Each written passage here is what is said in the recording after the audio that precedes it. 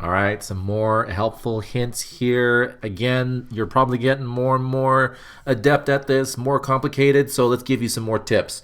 Um, so I've got here just a simple object, and I've notched out using, again, just the box, but in the hole formation, and I'm notching it out there. Now, I want to do the same thing on this side, and I could just take another box and drag it over there and just sort of recreate it, and then sort of put it into this side to create the notch on this side of that of this sort of beam here. Or I can select it, and let me just get rid of this so we can see it a little bit better.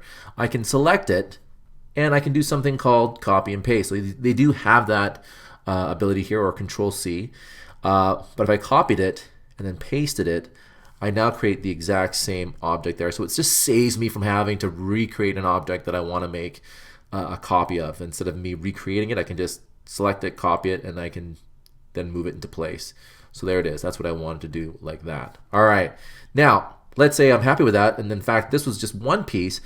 Again, I can select the entire thing and using the same move, create an exact copy of whatever it is I selected. So if I wanted to create two of these beams, I can then do that and then move that into place, or drag it and drop, whatever you want to do. But you get the idea. Copy and paste, it is a huge time saver. And yeah, it's great. Love it.